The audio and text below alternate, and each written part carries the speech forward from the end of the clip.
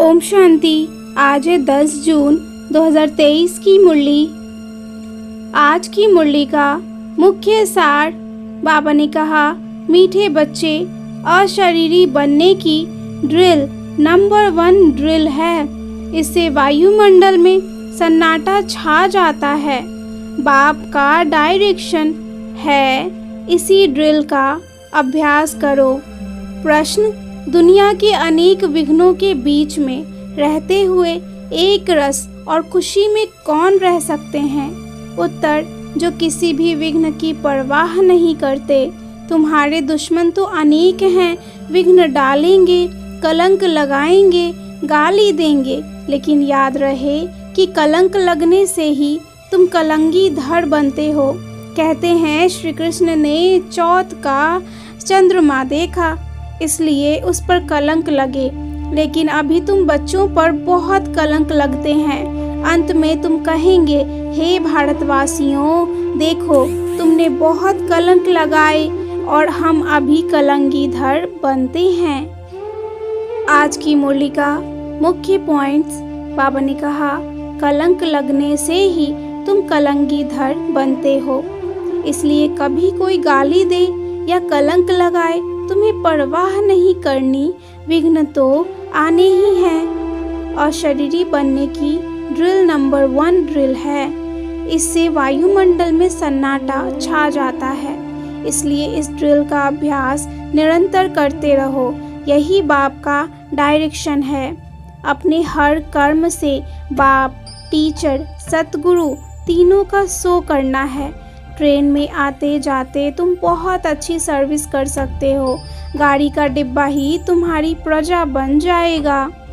साक्षात सर्वसमर्थ बाप तुम्हारे साथ हैं, इसलिए कभी विघ्नों से घबराना नहीं है और ना ही कभी साक्षात्कार की आश रखनी है। पवित्र बन योग बल से अपनी बादशाही लेनी है। जबकि 21 जन्मों के लिए बादशाही मिल रही है तो ज़रूर मेहनत करनी पड़े और सितम भी सहन करने पड़े।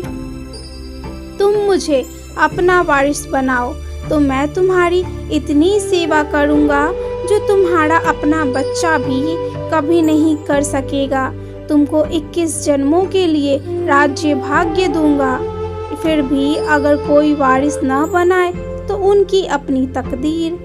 बुद्धि में रहे, हम यहाँ शिव बाबा से अपना वर्षा लेने आए हैं, लेकर ही जाएंगे। अच्छा, मीठे मीठे सिकिलध्य बच्चों प्रति माता पिता बाप दादा का याद प्यार और गुड मॉर्निंग। रूहानी बाप की रूहानी बच्चों को नमस्ते। रूहानी बच्चों की रूहानी बाप को याद प्यार और नमस्ते। धारणा के लिए मुख्य सार। पहली पॉइंट, 21 जन्मों की तकदीर बनाने के लिए शिव बाबा को अपना वारिस बनाना है।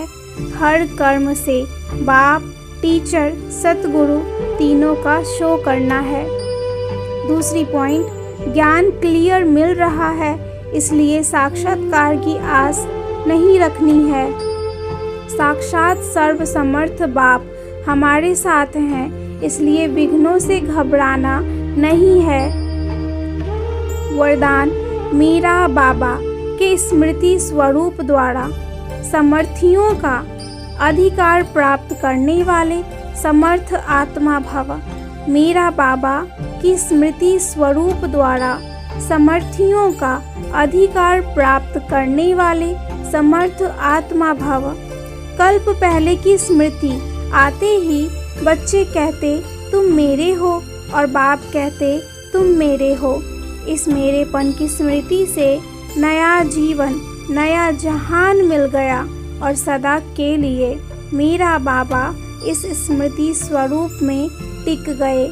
इस स्मृति के रिटर्न में समर्थी स्वरूप बन गए। जो जितना स्मृति में रहते हैं उतना उन्हें समर्थियों का अधिकार प्राप्त होता है। जहाँ स्मृति है वहाँ समर्थी है ही।